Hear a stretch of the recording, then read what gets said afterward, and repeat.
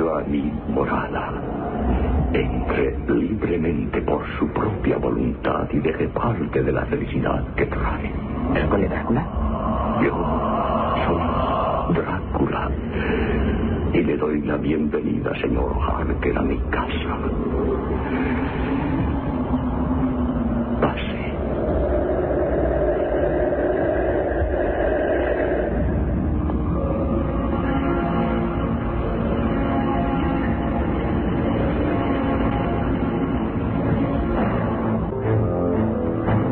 La realidad, o casi siempre la realidad, supera cualquier ficción. Es un lema de este programa.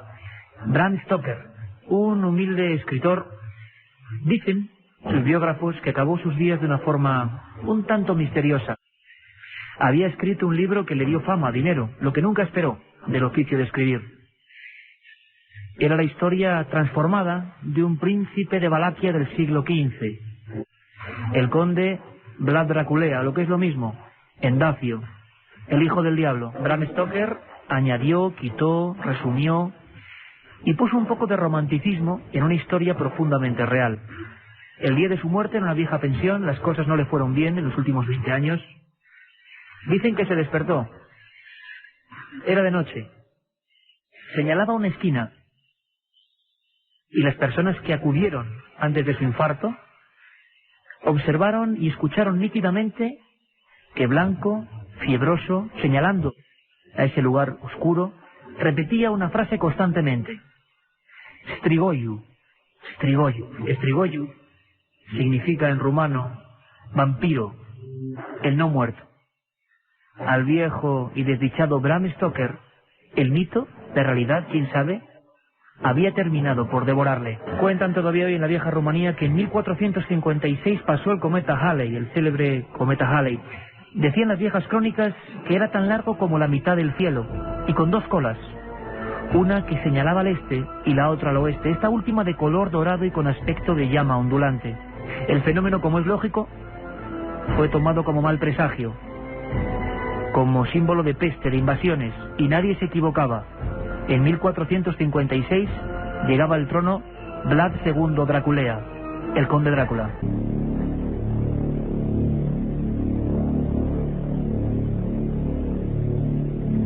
Se ha hecho la penumbra en este estudio 1, somos Milenio 3, no hace falta decirlo, y tenemos 2 horas por delante absolutamente apasionantes. Siempre lo digo, sinceramente, pero creo que hoy más que nunca, porque habéis sido vosotros, los oyentes, los que habéis elegido 4 biografías con misterio. Nos ha gustado tanto esta fórmula que es muy probable que de vez en cuando la programación, el fútbol, nuestros compañeros lo permitan, hoy por ejemplo no había liga de fútbol, hagamos eso, biografías, pero biografías de una forma distinta, biografías sintiéndolas, viéndolas, viajando por ellas, con documentos, con testimonios, recuperando a veces el sonido de viejas películas. Hoy tenemos 4 personajes que, bueno, yo creo que mejor ir desgranándolos poco a poco, que sean un poquito de sorpresa. Lo hicisteis vosotros, a través de nuestra vía de contacto directa, el 7640. Hicimos ayer un recuento y nos quedamos sorprendidos. Los 4 que vienen hoy aquí al Estudio 1, los 4 que se reencarnan, entre comillas, en el Estudio 1, son bastante siniestros. Y aquí estamos, como siempre, este grupo de amigos dispuestos a vivir el misterio. Katia Rocha, Carlos Barroso, Carmen Porter. Buenas noches. Buenas noches, Iker. Iba a decir buenas madrugadas, pero no. No, ya estamos acostumbrados al horario de los viernes de 1:30 a 3 de la madrugada. Que es bueno repetirlo porque mucha gente todavía no sabe. Los domingos también nos vemos aquí como siempre a las 3 de la mañana. Pero bueno, esta noche nos ha tocado pues tarde noche, porque vamos a acabar a las 11. Justo a las 11 de la noche, cuando ya empieza el misterio, cuando empieza la hora bruja. Exactamente, Iker. 4 personajes, 4 historias que creo que son muy distintas, pero tienen un nexo común: lo enigmático, las sombras, las penumbras que envuelven esas biografías. El conde Drácula, ni más ni menos, va a ser la primera de ellas. Y os aseguro emociones fuertes, ese lema que siempre decimos. Bram Stoker, con su Drácula, se quedó corto. Y qué mejor compañía, porque además van a estar un montón de amigos, expertos en el mundo de la conspiración, viajeros que han estado en estos lugares persiguiendo el mito y la realidad. Vamos a tener a catedráticos e historiadores. Yo creo que va a ser un viaje absolutamente distinto. Y encima, con Juan Carlos Ingelmo y don Antonio Bravo en la nave del misterio. Mejor compañía imposible. Un viaje en busca del misterio. Milenio 3, en la SER. Vlad Draculea, hijo del diablo, nació en 1431 en Salzburg, Valaquia. Era el segundo hijo de Vlad Dracul, del mismo nombre. El padre tenía un aspecto, podríamos decir, fascineroso.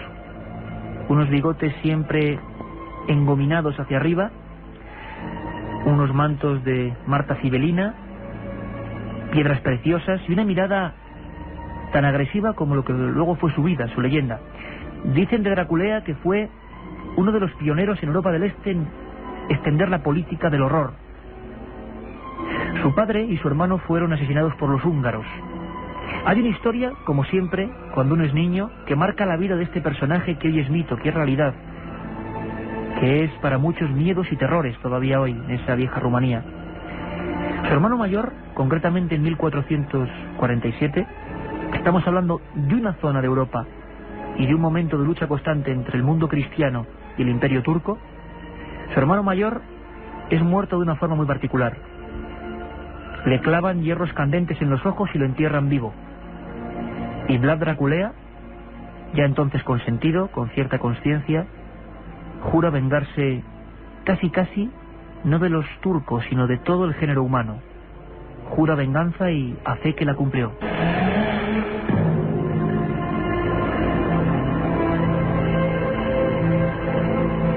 Llegó al poder y lo abandonó varias veces. Fue secuestrado, encarcelado, le mandaron sicarios y asesinos y nunca pudieron acabar con él. Era una especie de Rasputín, otro de esos personajes que seguro que viene algún día por aquí. Parecía inmortal. ¿De dónde viene su fama? ¿Por qué se relaciona Drácula con el chupasangres que nos contaba Bram Stoker? Vamos a descubrirlo hoy. Vamos a descubrirlo además, como siempre, con vuestra ayuda. Tenemos esa vía de contacto, Carmen, y decir que a partir de ya pueden empezar a hacer preguntas sobre este y los próximos personajes. Vamos a decir el siguiente nada más. Después de Drácula nos va a visitar otro ilustre, otro enigma, Jack el Destripador. Tenemos esa vía de contacto que repetimos porque no es nuestra audiencia habitual hoy, Carmen, este sábado de 9 a 11, cuéntanos. Pues sí, para mandarnos sus preguntas, sus cuestiones sobre los personajes que vamos a tratar, tienen que coger su teléfono móvil y marcar el 7640, palabra clave milenio, espacio y el texto que los oyentes quieran. 7640, palabra clave milenio, espacio y el texto que los oyentes quieran. Preguntas sobre estos personajes, sobre otros que tenéis que seguir proponiendo, cuáles merecen la pena realmente para dedicarles programas especiales, y además, por supuesto, preguntas a los invitados que van a ir pasando durante estas 2 horas por el estudio 1 de la cadena SER. Tenemos 3 amigos importantes, 3 libros importantes y, por supuesto, como siempre, al final, tanto Katia Rocha como Carmen Porter darán los ganadores de 3 obras, creo que esenciales para comprender este tipo de personajes. Una de ellas, Editorial Planeta, César Vidal, Nuevos enigmas históricos al descubierto. César Vidal, que estará dentro de unos minutos con nosotros. Cómo no, un buen amigo, un compañero de este programa, Santiago Camacho, el rey de la conspiración, el que cada madrugada de domingo extrae tantos temas que no nos contaron bien. 20 grandes conspiraciones de la historia, un libro que además está arrasando en España y en Argentina, editorial La Esfera de los Libros. Y también además, por si era poco, al final del programa, en la última recta, hablaremos del enigma nazi, con José Lesta, el secreto esotérico del Tercer Reich. Y creo que ya vais imaginando cuáles van a ser los personajes. Enigma nazi, 20 grandes conspiraciones de la historia y nuevos enigmas históricos al descubierto. A partir de ya, por supuesto, al final del programa el sorteo y estos 3 libros, porque aquí siempre fomentamos la lectura, la investigación y, cómo no, la búsqueda. Un viaje en busca del misterio. Milenio 3, en la SER. Vlad Draculea, un hombre enemigo del género humano, aunque luego, como veremos, en Rumanía se le considera un auténtico héroe.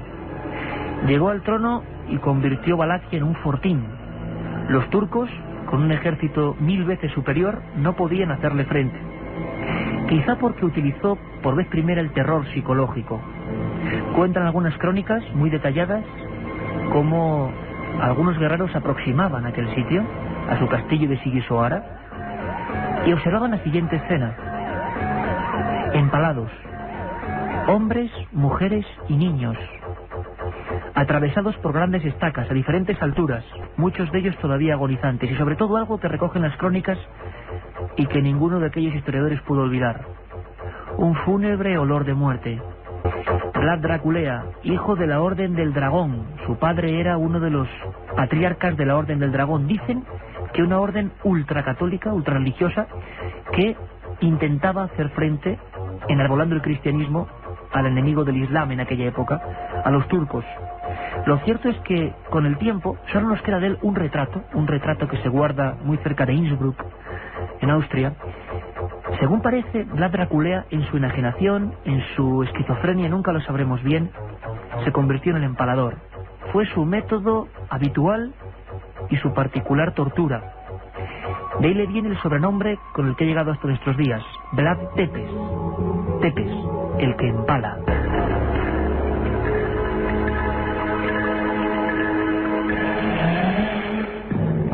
Fue uno de los primeros asesinos mediáticos de la historia.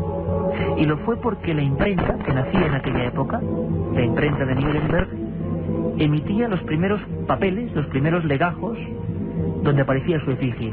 Y estoy seguro que ahora mismo, si hacemos todos un esfuerzo, intentamos visualizar, vamos a ver ahora mismo, estemos donde estemos, una imagen. Es una imagen en blanco y negro. Es uno de los grabados más viejos de la historia a nivel de imprenta. Aparece un conde. Ese lacio bigote hacia arriba. Está desayunando. Hay unos cuencos en su mesa. Y un invitado que se espanta de la escena. Alrededor de él, cientos de personas abiertas en canal, ensartados en estacas. De fondo, los Cárpatos. Una imagen que le dio fama. Así empezó, digámoslo así, el horror mediático de Vlad Tepes. En apenas 2 o 3 años, haciendo estas acciones, nadie osaba meterse en sus territorios. Incluso pedía derechos de paso. Se convirtió, como decían en la época, en un auténtico demonio humano. ¿Y cómo gobernaba Vlad Tepes? ¿Cómo era el día a día en su región? ¿Por qué era tan terrible? Nos han llegado anécdotas que recogen, entre otros, nuestros amigos que iban a estar aquí con estos libros, y que recogen la historia. Algunas son auténticamente increíbles, pero demostradas. Por ejemplo, era un hombre que odiaba a todo lo que no fuese productivo en la sociedad. Hacia 1457 hace una gran fiesta. Una fiesta en su castillo de Sigisoara. Todavía está ahí. Y esta noche lo vamos a visitar. En esa gran fiesta invitó a todos los mendigos, tullidos, pedigüeños. Los invitó a todos y les dio grandes manjares, copas de buen vino. Hizo que pisaran alfombras que jamás sus ojos habían visto. Y en un momento dado, el propio príncipe Vlad bajó las escaleras de su fortificación. Bajó y dijo lo siguiente: qué gusto da vivir así, ¿verdad? Obviamente todos le respondieron que sí. Vlad Tepes, el empalador, dijo: yo puedo hacer que esto sea vuestro modo de vida, o más bien, que ya no tengáis ninguna preocupación más, que este valle de lágrimas quede muy lejano. Todos aplaudieron a rabiar. Acto seguido, tapiaron las puertas de Sigisoara y prendieron fuego. Dicen que murieron 3.600 personas. Y parece que es rotundamente cierto que desayunaba viendo agonizar a sus enemigos. A veces bosques humanos, personas que se retorcían. El método de empalamiento era terrible. Y perseguía sobre todo el adulterio. Era un hombre ultracristiano que no permitía que la mujer fuese adúltera. Las acusadas de ello eran empaladas, y muchas veces las que habían tenido hijos fuera del matrimonio, hay crónicas concretas de ello, eran empaladas, y encima en su cabeza también empalados los niños, sea cual fuese la edad que tuvieran. Lógicamente sus enemigos estaban al acecho, y a veces dentro de su propio país, dentro de ese territorio valaco, hoy Rumanía, tenía deserciones. Por ejemplo, una etnia como los gitanos.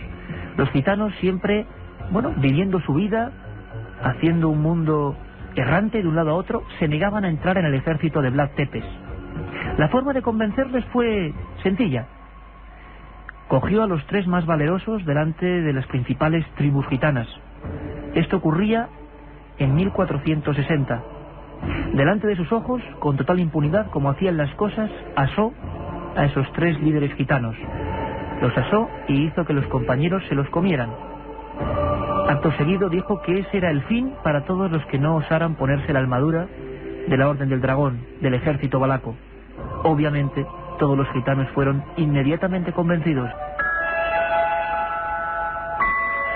Su reinado del terror duró 7 largos años, y dicen los números y los datos y las cifras que 100.000 muertos después de aquella llegada del cometa Halley.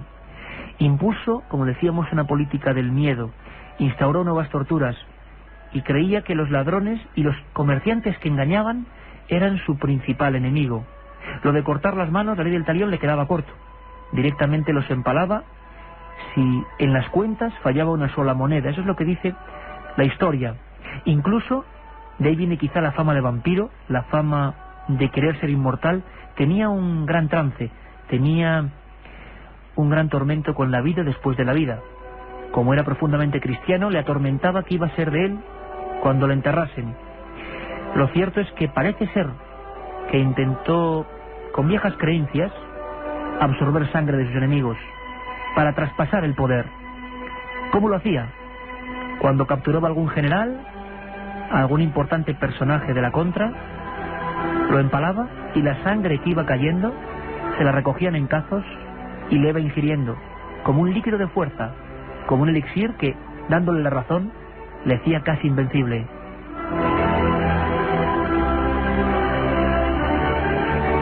Política del terror, una clara muestra. Nadie robaba en Sigisoara, nadie robaba en Valaquia. Eliminó al 0% lo que eran los hechos vandálicos contra la propiedad.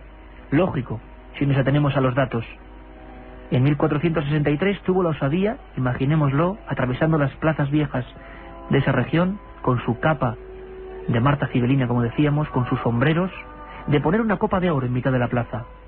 Esa copa se mantuvo 3 años. La gente podía beber de ella, pero hay quien osara robarla.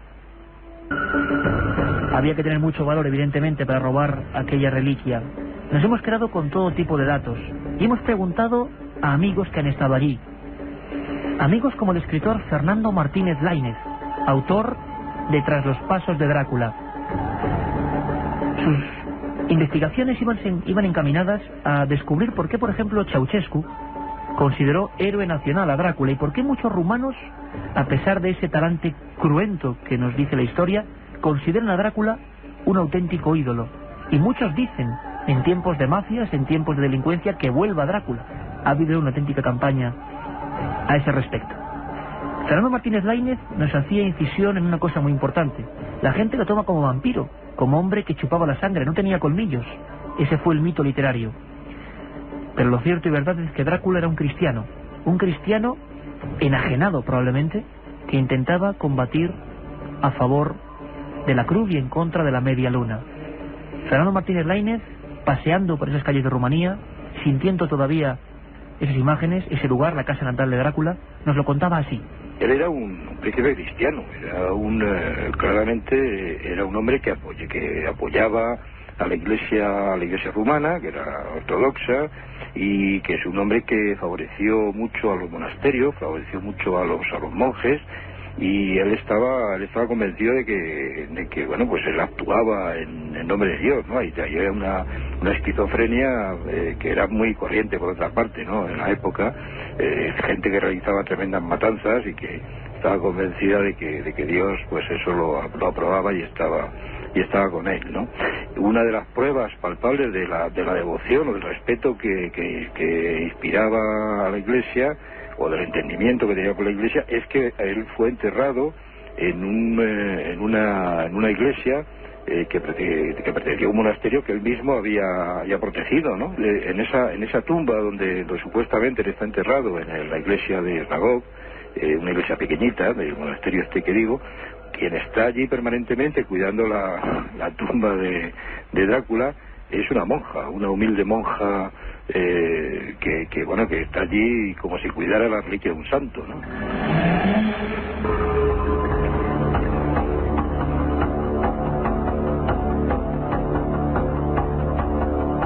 Una tumba en Sigisoara. Las investigaciones, historiadoras como Miranda Twice, dicen que en 1931 se excavó en esa tumba y que era cierta la leyenda, que allí no estaba realmente Vlad Draculea. También existe la misma leyenda o realidad, no lo sabemos, sobre su propio padre. Nunca se encontró su cuerpo. Una traición de su propio ejército y una acción rápida de los turcos hizo que cortaran la cabeza a Drácula. Se había rumoreado que era la única forma de vencerlo, cortarle la cabeza de un tajo. y esa cabeza fue enviada al Palacio Topkapi de Estambul. Y allí la gente se arremolinaba, no podían creerlo, para comprender que el gran vampiro había sido derrotado. Sin embargo, ¿está Drácula enterrado ahí? ¿Lo estuvo su padre en otra fortificación? ¿O realmente el no hallazgo de ninguna prueba al respecto es lo que generó la leyenda del vampiro? En lo que se basó Bram Stoker para luego generar un hombre inmortal, un hombre tirano e inmortal. Lo cierto y verdad es que a día de hoy, ¿qué ha sido de él? ¿Cómo vive el pueblo rumano el mito? ¿Qué piensan los rumanos de hoy de ese héroe o villano, Vlad Draculea, el hijo del diablo, Vlad Tepes? Nos lo cuenta Fernando Martínez Lainez, y la verdad es que es muy curioso. ¿Qué piensa hoy el pueblo rumano? Lo que es curioso, claro, es que esta especie de pervivencia del mito todavía se palpa a escala popular, digamos, ¿no? Incluso, por ejemplo, a los niños de las escuelas pues se les lleva a visitar el castillo de la Torre de Drácula en Tirgoviste y el castillo de Drácula en Sixoara. Y entonces todo esto pues va creando va alimentando, digamos, la leyenda heroica entre los rumanos. Y sobre todo es curioso, claro, hay una especie de sensación popular de que Drácula era muy cruel, pero también era muy justiciero, y todo eso ha ido creando un pozo de recuerdos así colectivos que lo identifican con la justicia, o sea, y que a pesar de la crueldad, pues creen que esta crueldad, en cierto modo, pues les libró de otros males, ¿no?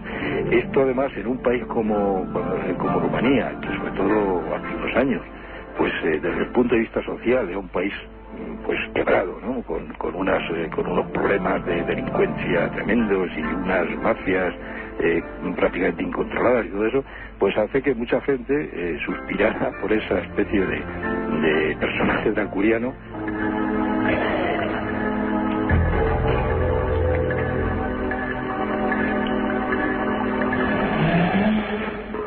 Parece que algunos quieren que vuelva Vlad Tepes. La verdad es que ese Estrigoyu, no muerto, o vampiro, que gritaba Bram Stoker no es único. Él acabó devorado por el personaje, por el mito. Pero también los que le han interpretado en el cine, muchos de ellos, los más grandes, acabaron igual. El húngaro Bela Lugosi, al que todos tenemos en mente, acabó creyéndose el conde Drácula. Encargó un ataúd y encargaba a su propia criada que le llevase telarañas frescas. Completamente enajenado, quizá al igual que Vlad Tepes. Bram Stoker, Bela Lugosi y muchos más fueron eliminados por la propia sombra muy larga del vampiro. Son la 1:30, este es un programa especial de Milenio 3 con los personajes que vosotros habéis solicitado, Carmen, al 7640, incluso ya han llegado unas preguntas, muchas sobre Drácula. La hora a las 9:30, Iker, que te has equivocado, la 1:30 es cuando hacemos de madrugada los viernes. Yo ya estaba pensando en Drácula. Además, nuevos amigos que nos escuchan hoy y nos preguntan nuestro horario. Nuestro horario es los viernes de 1:30 a 3 y como siempre también los domingos de 3 a 4 de la mañana. Están llegando muchas preguntas a ese 7640, entre ellas una de Ana de Madrid que dice que Bathory era una gran consumidora de sangre humana para ser siempre joven y bella, que si tiene alguna conexión familiar con Vlad Tepes. Elizabeth Bathory, la condesa sangrienta, la Drácula femenina, bueno, pues la apuntamos para un próximo programa porque su vida fue increíble. Pero no tenía nada que ver con Drácula, con Vlad Tepes. No, vínculos personales no, era la misma zona, era Hungría, pero es que mató, si no recuerdo mal, a 650 doncellas. Más o menos al final, dentro de unos 20 minutos, vendrá aquí Katia con un montón más de preguntas. 7640, Milenio. 7640, palabra clave Milenio, espacio y el texto que deseen las preguntas, tanto para nosotros como para los invitados. Que ahora vamos a presentar y del tema que quieran, por supuesto, y lo que quieran, y planteando personajes, por favor. Vamos a ir con otro tema, porque esta ha sido una especie de introducción, ha sido uno de los temas que más nos ha cautivado, Drácula, para que os hagáis una idea de lo que se puede llegar a hacer, en el sentido de recordar personajes. En el fondo es un viaje por la historia más desconocida, y en ella han profundizado mucho nuestros amigos, y sobre todo para enfrentarse a un personaje de lo más curioso. ¿Cómo podíamos presentar a la siguiente entidad que va a venir hasta aquí y de la que nos van a hablar nuestros compañeros? A veces, como decimos, un trozo de película, una expresión, dice más que muchas palabras. Era una película reciente, Desde el infierno, interpretada por el actor Johnny Depp, que especulaba por vez primera, a nivel cinematográfico, con una teoría sorprendente sobre el criminal más famoso de todos los tiempos, por su misterio. Nos lo pedís ayer con insistencia y nos hemos puesto a trabajar en ello. Jack el Destripador. Escuchamos. Sin la menor duda, aquí hay un mensaje. En eso tiene razón. ¿En qué me equivoco? A Martha Abraham la violaron, la torturaron y la asesinaron. Una crueldad. Pero no es la primera vez que vemos algo así en el East End. Esto es metódico. Es un acto irracional, pero meticuloso y deliberado. Este asesino es algo distinto. Quisiera saber lo antes posible qué se llevó. ¿Qué? ¿A qué se refiere? ¿No se ha dado cuenta? ¿De qué? Al menos se llevó uno de sus órganos. Oh, no.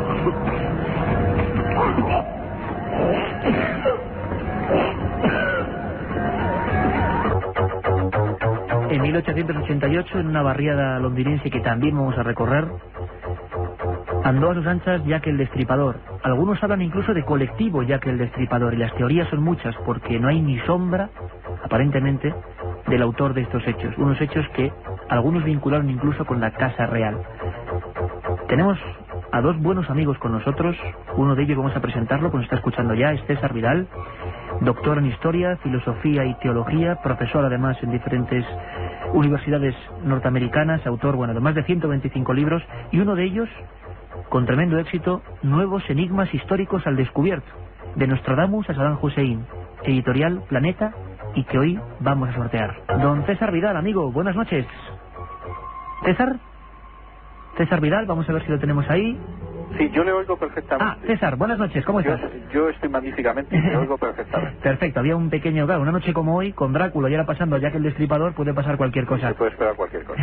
César, tú en tu libro abordas también, con una teoría sorprendente, la historia de Jack el Destripador. Se llegó a vincular con la Casa Real de alguna forma, esta figura que sigue todavía entre brumas, ¿no? Bueno, yo creo que es una cuestión zanjada, pero zanjada muy recientemente, porque hay que tener en cuenta que las distintas teorías sobre la identidad de Jack el Destripador no podían solventarse hasta que en los años 1992 y 1993, es decir, estamos hablando prácticamente de la última década, finalmente, gracias a la ley de secretos oficiales, se pudieron desclasificar documentos que estaban en los archivos de Scotland Yard y que hacían referencia precisamente a Jack el Destripador. Es decir, hasta entonces había habido muchas teorías. Había quien decía que era un médico, eso sí, norteamericano y no británico. Sí, había como mucho interés, y luego además lo escucharemos en otro corte, por decir o hacer creer que no era un ciudadano británico este hombre, ¿no? Efectivamente, e incluso pues en algún momento se hablaba de que podía ser un psycho killer, es decir, un asesino con perversiones sexuales, etcétera, etcétera. Bueno, hoy en día lo que sí sabemos es, primero, que en primer lugar Jack el Destripador era un colectivo, es decir, no era solo un asesino, sino que de hecho era un grupo de 5 personas que actuaron asesinando a distintas mujeres relacionadas con la prostitución.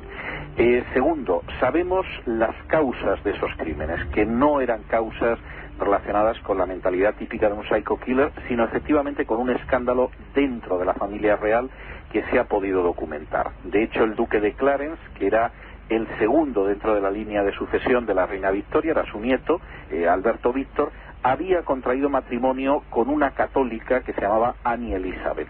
Esto planteaba un problema a la Casa Real fundamentalmente porque, como todo el mundo sabe, el rey de Inglaterra al mismo tiempo es el cabeza de la Iglesia anglicana y por lo tanto no se puede casar con una persona que no sea de confesión protestante.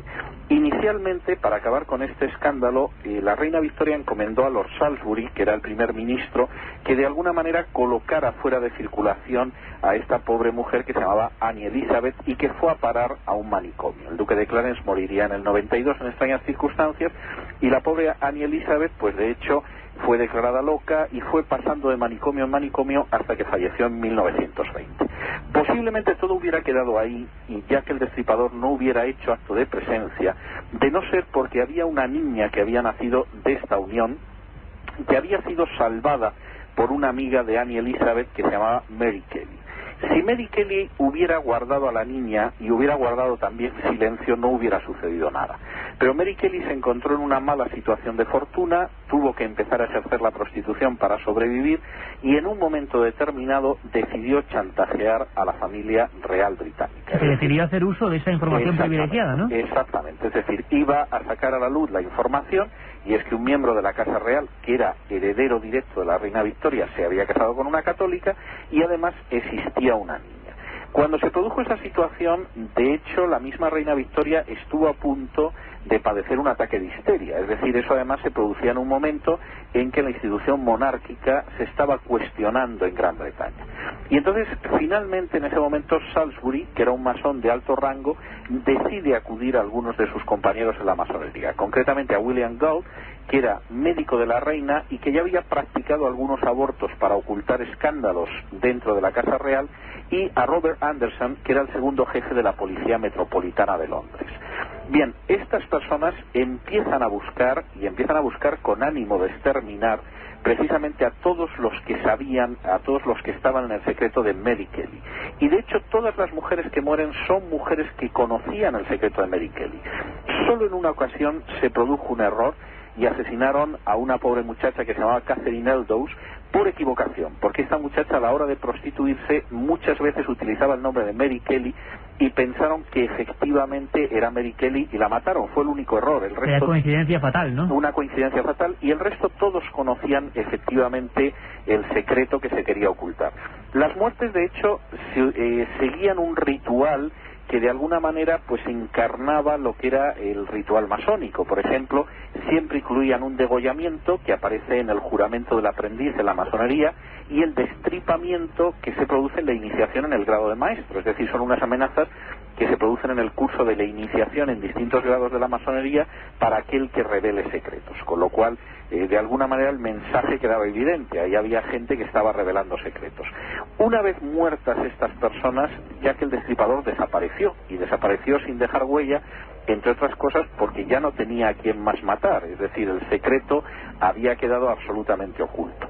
Esto finalmente acabó saliendo a la luz por dos razones. Una, porque efectivamente la hija del duque de Clarence, Annie Elizabeth, que consiguió escapar, se convirtió en la protegida de un pintor que se llamaba Sickert, que en un momento determinado la convertiría en su amante y después se casaría con ella. Y el hijo de este matrimonio, que conservaba documentación, acabaría exhumándola, sacándola a la luz a finales del siglo XX. Y la otra razón, que es la que apuntábamos al principio de la entrevista, es que entre 1992 y 1993 Scotland Yard efectivamente permitió acceder a parte de la documentación sobre Jack el Destripador que confirmaba la que había aportado el hijo de los Sickert. Pues yo creo que mejor explicado imposible. Ahí tenemos una muestra de la cualidad de nuestro amigo César Vidal.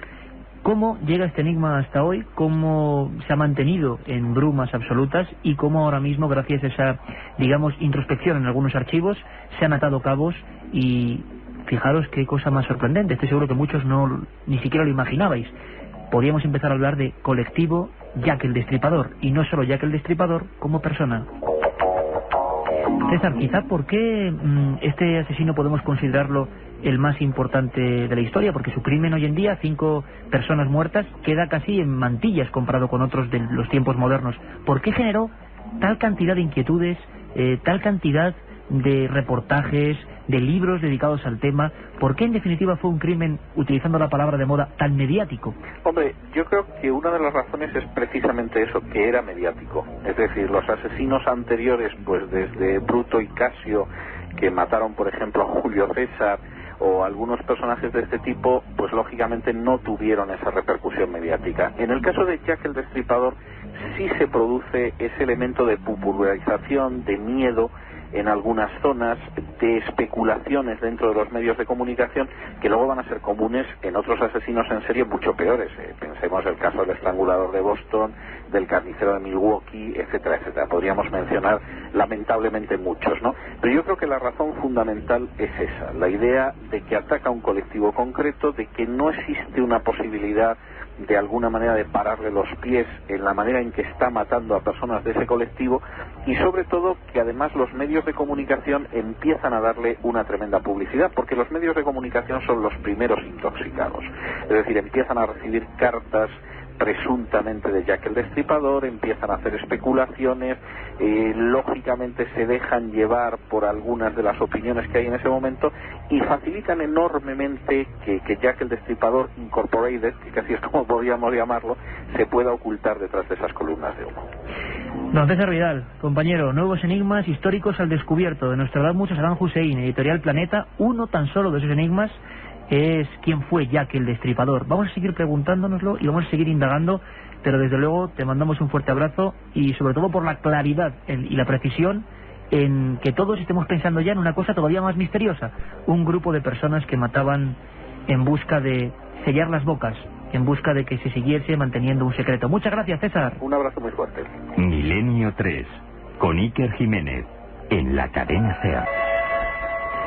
Esta noche nos vamos a enterar de muchas cosas, ya que el Destripador quizá no sea un nombre propio, un colectivo, y un colectivo que tenía que ver con la Casa Real. Todavía indagando más en esa historia, como siempre hace él. Sabéis que Santiago Camacho no le gusta dejar una historia media, se mete a fondo, pone nombres, pone apellidos y nos genera un mapa todavía si cabe más inquietante.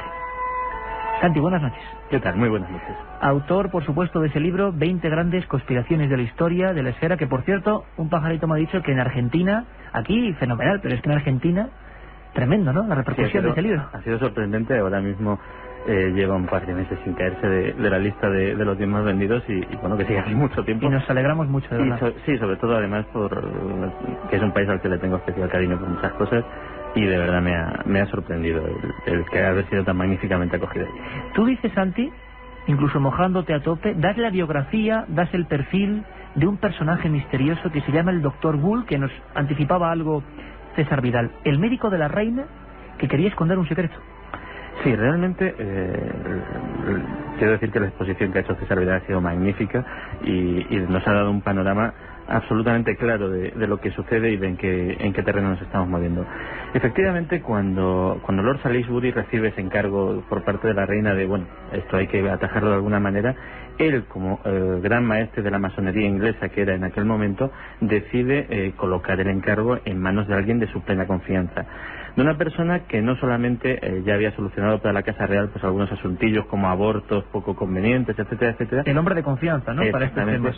Sino que también había demostrado su lealtad a la masonería, pues declarando como perito, por ejemplo, en algún juicio a favor de personas vinculadas a la masonería. Hay un juicio, es el juicio de Charles Bravo, que es un hombre que es asesinado, es envenenado por su mujer. Esta mujer es hija de un conocido personaje de la masonería. Y el doctor Wool falsea su testimonio como perito, dice que este hombre ha muerto por causas naturales y de esta manera pues consigue salvar a esta señora simplemente pues por su juramento de lealtad a la orden masónica.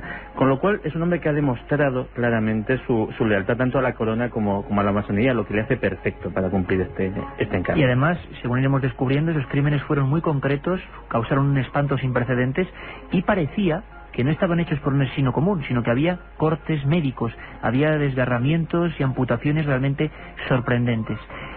Antes de saber cómo fueron los crímenes concretos, podemos viajar con la imaginación, viajar con la radio hasta ese barrio, hasta Whitechapel, el lugar que las novelas, incluso las películas, nos han brindado, y las fotografías, como un lugar mísero, donde las prostitutas hacían su trabajo y su faena en plena calle, donde los borrachos se caían por los suelos, apenas había iluminación, y en esos callejones envueltos de humos, de factorías, una siniestra congregación, un hombre, parece ser, según se dice, siempre se veía un coche, un carruaje de caballos negro, aparecía y mataba a prostitutas muy concretas. ¿Qué tenían en común? Seguramente ese secreto. Le hemos traído a nuestra compañera en Londres, Begoña Arce, que se pasee un poco por Whitechapel y nos comente tanto las últimas teorías como cómo es hoy ese barrio donde deambuló el asesino más célebre y más mediático de los últimos siglos. Jack el Destripador es hoy una atracción turística más de la capital británica. Un paseo organizado con guía por el barrio de Whitechapel permite recorrer los lugares donde el misterioso asesino degolló y descuartizó a sus víctimas en 1888. La zona es muy popular, muy animada y bastante más próspera que en la era victoriana. La mayoría de sus vecinos son inmigrantes procedentes de Asia y muchos de ellos no están al tanto de la leyenda del famoso asesino en serie. El caso conmocionó a los británicos de la época, pero el récord de Jack, el asesinato de 5 prostitutas, no resulta hoy especialmente impresionante. El hecho de que nunca se capturara al asesino, que nunca se conociera su identidad, ha contribuido a mantener la leyenda. En la lista de sospechosos hay, entre otros muchos, un miembro de la familia real británica, el médico de la reina Victoria, un abogado, un empresario de Liverpool y un pintor. En su último libro, la escritora Patricia Cornwell, especialista en novelas de misterio, después de hacer comparaciones de ADN, afirmó que el asesino de Whitechapel fue el pintor Walter Richard Sickert. El artista conoció muy de cerca el caso y plasmó con sus pinceles los macabros descuartizamientos del destripador. La otra realidad. Milenio 3. En la cadena SER.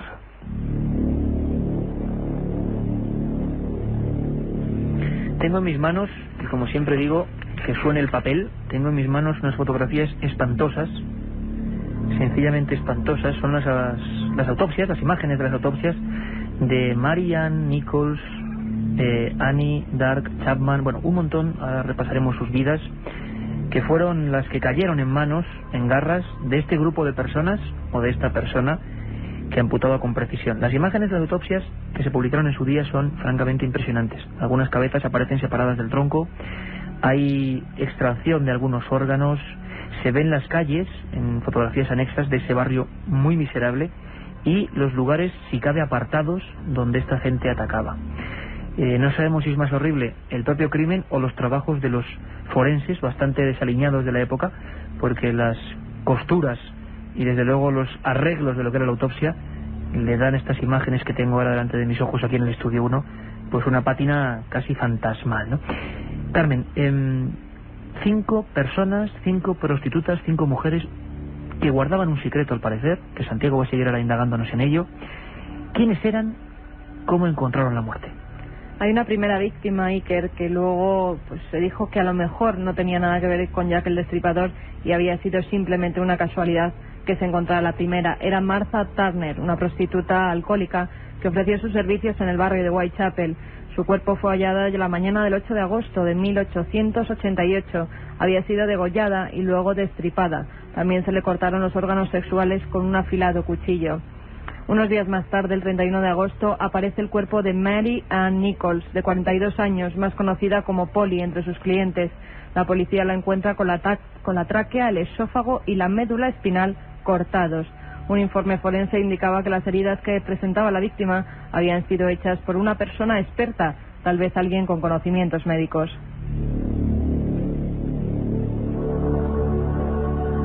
El 7 de septiembre, la policía descubre en el número 29 de la calle Hatbury el cadáver de otra mujer, Annie Chapman, de 47 años.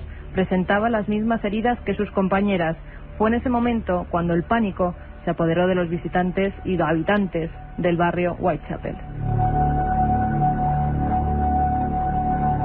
Es curioso porque nadie hasta el momento había podido dar una descripción de ese asesino, pero 20 días más tarde el propio criminal se dio a conocer mediante un comunicado que envía una agencia de prensa londinense en el que firmaba con el apodo de Jack the Ripper.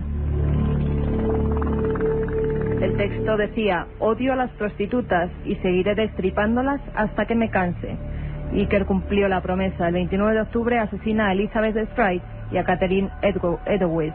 Pocos días más tarde, Josh Luke, jefe de vigilancia de Whitechapel, recibía un paquete que contenía parte de un riñón de una de sus víctimas y una nota en la que aseguraba que la otra mitad se la había comido frita, como siempre la firma Jack the Ripper. El último asesinato lo cometió el 10 de noviembre en el número 13 de la calle Miller's Court. Se trataba de una prostituta de 25 años, Mary Jane Kelly. Fijaos, sin embargo, cuán larga es la sombra, igual que Drácula de Jack el Destripador, que Begoña Arce, los últimos documentos y teorías de Patricia Cornwell con ADN, dice que no era el Dr. Wool, que era ese pintor, Sickert. Es decir, a día de hoy creo que probado no hay nada, absolutamente nada, y es lo que hace que esta figura misteriosa sea, pues eso, la más enigmática de los últimos años. Y es que es increíble la cantidad de misterios que quedaron en el cuerpo de estas 5 mujeres. El doctor Gould, parece ser que había cortes perfectos. Hay otra película que describe perfectamente esa situación, cuando los forenses, los policías, se dan cuenta de que no son muertes normales, que hay alguien tremendamente experto. Según muchos de los investigadores, según Santiago Camacho o César Vidal, que el terrible William Gould está metido ahí. Escuchamos. Si algo sabemos con certeza, es que no lo hizo un inglés. Tal vez es un indio, un piel roja. Llegó hasta Whitechapel y se abandonó a sus inclinaciones naturales. Con el debido respeto, señor, creo que quien lo hizo al menos tiene conocimientos básicos de disección. O bien es un hombre culto, un médico, por ejemplo. Un hombre culto, eso es ridículo. Ningún hombre culto haría tal cosa. Seguro que fue un tendero o un carnicero. Milenio 3, con Iker Jiménez, en la cadena SER. Van a ser las 10:05 de la noche, una noche intensa. Vlad Draculea, su verdadera historia, Jack el Destripador. ¿Quiénes serán los siguientes invitados hoy casi en este estudio letal, ¿no? Porque están llegando unos personajes que vosotros habéis elegido y que podéis seguir eligiendo y, por supuesto, preguntando, por ejemplo, ahora a Santiago Camacho sobre la historia de Jack el Destripador y muchas más que van a llegar a partir de ahora. 3 libros, ya lo sabéis, que daremos los ganadores a final del programa. El 7640, palabra milenio, espacio. Katia, te veo con cara de susto como es habitual. Pues sí, muchas madrugadas. Dices los invitados, mejor que no se pasen por el estudio. Bueno, por ejemplo, hablando de las teorías de Patricia Cornwell, nos preguntan que qué opinamos de las teorías de que Jack el Destripador es el impresionista Walter Sickert. Bueno. Santi. Pues uniéndome a lo que decía César Vidal, este hombre era un pintor que tiene cierta relación. Sí, tiene mucha relación con esta historia. De hecho, es el que hace de Cicerone al príncipe Albert Víctor por los barrios más bajos de Londres, el que le presenta a esta chica católica con la que acaba casándose, es testigo de esta boda secreta y es el que acaba casándose con la hija del fruto de este matrimonio. A la madre, para la gente igual no sabe, la madre la vuelven loca prácticamente y la encierran en psiquiátricos, ¿no? Y desaparece de esa forma para la familia. Se le practica una lobotomía para asegurar de una manera brutal su silencio para siempre. Y bueno, pues lógicamente sí que tiene muchísima relación.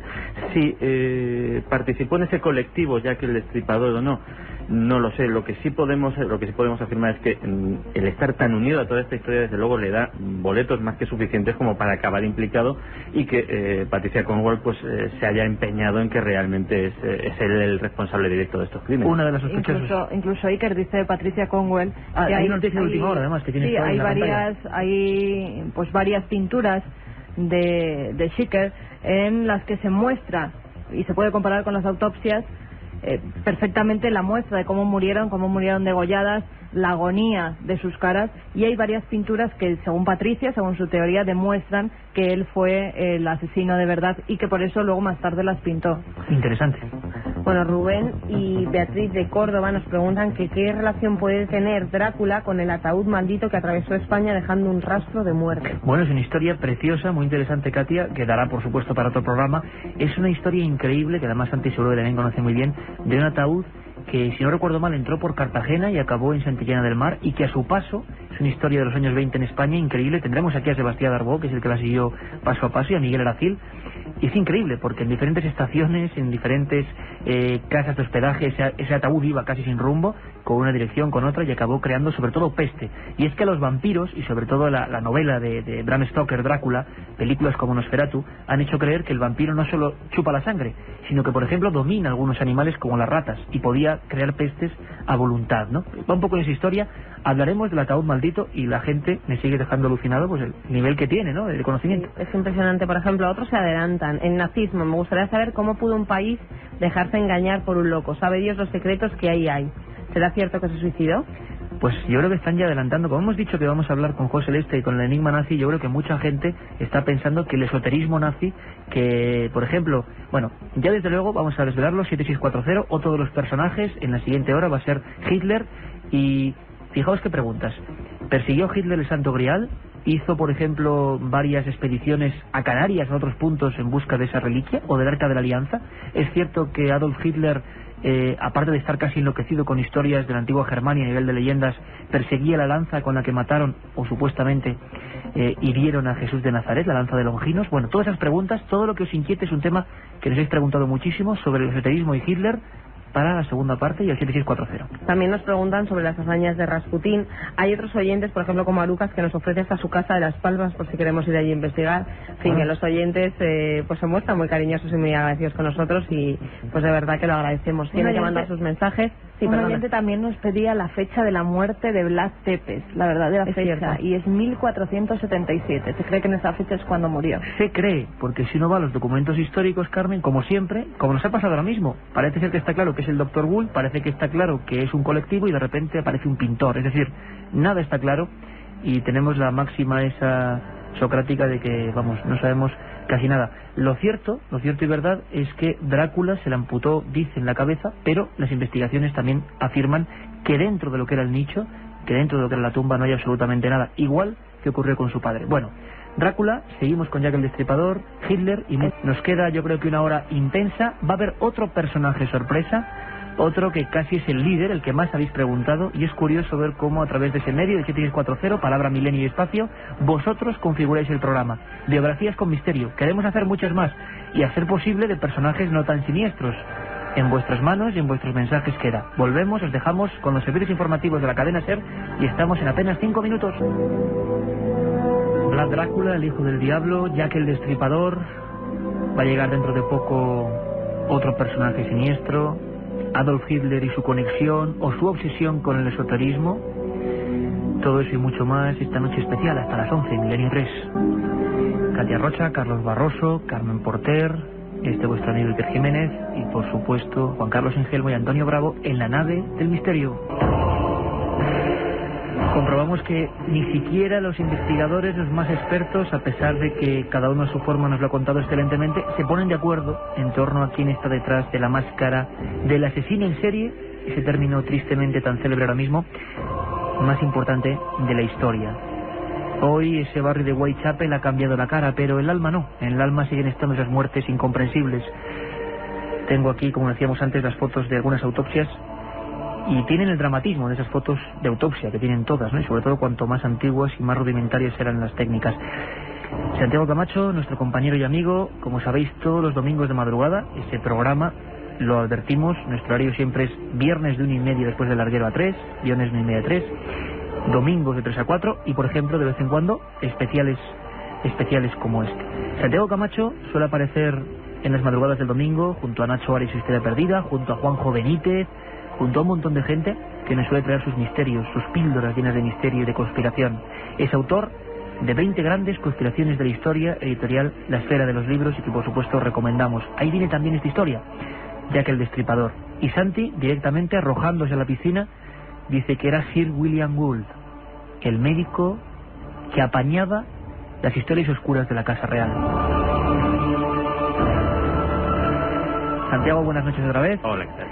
Santi, William Gould parece ser, la historia nos cuenta, un médico. La gente puede decir, bueno, por muy efusivamente que se intentase borrar un secreto, mejor dicho, conservar ese secreto con todos los medios, es raro que un médico, que un galeno haga esto. Hay la teoría, Santiago, de que William Gould, no sé si coincidiendo con los crímenes o no, tuvo un derrame cerebral o algo que le volvió medio loco. Sí, de hecho, como habíamos dicho antes, Gould había resuelto de una manera profesional y discreta muchos asuntos potencialmente escandalosos para la familia real o para la obediencia masónica a la que pertenecía. De hecho, esa es la razón por la que efectivamente, como dijo César Vidal, hay un colectivo, pero alguien tiene que ejecutar al final. Y esa mano ejecutora parece ser que es William Gould. Lo que pasa es que con lo que no se contaba era con que para aquel entonces sí parece ser y en eso sí coinciden hasta los biógrafos oficiales de Sir William Gould, que nada tienen que ver con la historia de Jack el Destripador ni la recogen en absoluto, que en ese momento sí tenía muy perturbadas sus facultades mentales.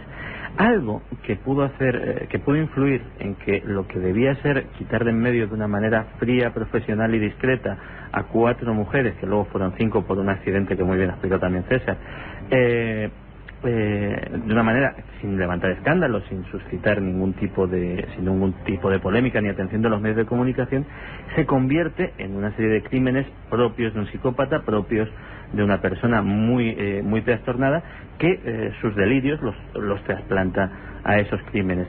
Porque donde vemos hasta qué punto era terrible la condición mental de la persona, de la mano ejecutora de esos crímenes, es en el último, el de Mary Kelly, precisamente, el de la persona que fue testigo material de esa boda, el de la persona que tuvo la idea de hacer ese chantaje iluso a la Casa Real. ¿Cómo fue, Santiago? Eso también extraña. ¿Cómo es que ese grupo de personas o esa persona que practicaba la prostitución en los bajos fondos de Londres decide que tiene un arma especial para chantajear a la Casa Real, ni más ni menos? Era cuando menos arriesgado, ¿no? Realmente era arriesgado. Lo que sucede también es que la situación de aquellas mujeres era desesperada. Había bandas de proxenetas que cobraban su tarifa o en dinero o en sangre. Había una pobreza de tal calibre que, por ejemplo, hacía que hubiera hoteles, por llamarlos de alguna manera, donde las mujeres dormían en bancos, atadas a bancos de madera durante toda la noche, y que, bueno, para no ocupar espacio. Para no ocupar espacio, y que por eso se les cobraba una determinada cantidad de dinero. Realmente la perspectiva de la muerte o de salir de ese infierno en vida, pues yo creo que merecía la pena el riesgo para aquellas mujeres. Y hablamos luego, Santiago, del secreto. La gente nos están preguntando ahora mismo, nuestros amigos de 7640, por qué tanto tiempo de secreto. ¿Cómo es posible que, si ahora parece tan evidente, un grupo de personas o una persona, aunque no nos ponemos de acuerdo, la masonería de fondo, simbología de aquellos que tienen un secreto y que han sido chivatos de alguna forma y hay que ajusticiarlos?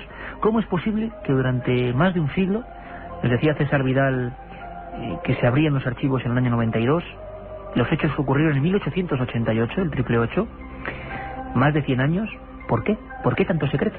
Pues el Acta de Secretos Oficiales británica, que es una ley muy curiosa, una herencia de la época victoriana, establece que las leyes, que los secretos oficiales tienen 3 categorías. Los hay de 30 años, es decir, que a los 30 años se pueden desclasificar automáticamente, de 50 años y la máxima categoría, que es de 100, que tiene que pasar un siglo para asegurarse que ya todo el mundo implicado ha fallecido para que esto salga a la luz. Pues bien, todas las investigaciones de Scotland Yard recibieron ese carácter de máxima clasificación de 100 años de secreto, y por eso fue precisamente cuando en los años 80 por fin se pudo saber algo más y se pudo conocer de primera mano pues el contenido de aquellas investigaciones policiales, en las que tampoco se puso mucho esmero por localizar al presunto culpable. Nos da la impresión de que la sombra, como decimos, la máscara de Jack el Destripador, sigue todavía demasiado oculta. Hay un personaje, Carmen, por el que nos preguntan, además de Jack el Destripador, de Vlad Tepes. Hemos intentado, cada uno de ellos es un tema. Hoy simplemente estamos sondeando sus vidas y quizá mostrando públicamente por qué siguen siendo iconos del misterio. Por supuesto, Adolf Hitler y su locura con el esoterismo, pero hay otro personaje que puede ser el número 1 a nivel de votaciones. Ayer, durante toda la noche, la gente enviaba mensajes. ¿Quién es ese personaje, Carmen? Pues se trata nada más y nada menos que de Michel de Notre Dame, más conocido como Nostradamus. Un hombre que nació un 14 de diciembre de 1503 en una casa burguesa, sus padres eran burgueses, en Saint-Rémy de la Provence. Su familia era de origen judío, era el mayor de los varones, y también, pues sobre todo se le conoce por sus profecías, por esas centurias que escribió. Las centurias de Nostradamus son 12, cada una de las cuales, tal y como su nombre indica, consta de 100 cuartetas de versos, excepto la séptima, que consta de 40, y son 42 la séptima, y la 11, que tiene 2, y la 12 compuesta por 11 cuartetas. Pues en esas cuartetas, en esas centurias, Nostradamus habla de muchísimas cosas que estaban por venir. Incluso, ayer hablábamos de papas, incluso se dice que un papa que estaba por llegar, pues Nostradamus ya le dijo, tú serás papa. Él no se lo creía y en un principio, y luego resultó que fue así. También, pues antes nos comentaban a través de los SMS si había dicho algo sobre cometas, sobre eclipses, y es cierto, Nostradamus también en una de esas cuartetas pues hizo referencia a eclipses y a rocas que caían del cielo. Un programa que se sumerge en el otro lado de la realidad. Milenio 3, con Iker Jiménez y todo su equipo en la SER. Y es que ¿quién no ha oído hablar de él? Una capa y un birrete con 4 puntas. Muchos dicen o piensan o aseguran incluso que era mostrando las dotes de astrólogo. Se equivocaban, porque realmente hacían alusión a su profesión médica. Michel de Notre Dame, Nostradamus se ha convertido sin duda en el profeta más leído del mundo, en el de más relevancia, y cada vez que ocurre algo, cualquier tragedia, cualquier catástrofe, cualquier efeméride, siempre se recurre a él. Es curioso, no lo hemos hecho adrede, lo preguntabais vosotros, pero precisamente ahora se cumplen 500 años del nacimiento de Nostradamus. Y es que el fenómeno profecía, el fenómeno adelantarse al futuro, los extraños augurios del cielo, las marcas siempre o casi siempre de lo negativo que aparecen de vez en cuando, son asociadas con Nostradamus desde ese lejano siglo XVI. Muchas películas, muchas historias han revelado el interés de los hombres por las profecías. Una de ellas llevaba incluso ese nombre, la profecía. Este recorte es de la revista Astrológica. Habla de un extraño fenómeno. Cometa se transforma en una estrella brillante como la de Belén hace 2000 años. Solo que esta fue en otra parte del mundo, el continente europeo, hace 5 años. El 6 de junio, para ser exactos. ¿Esa fecha le dice algo? Sí. Entonces esto le dirá más. Comunica un nacimiento de un periódico de Roma. También del 6 de junio, de hace 5 años, el día que nació su hijo. 6º mes, 6º día.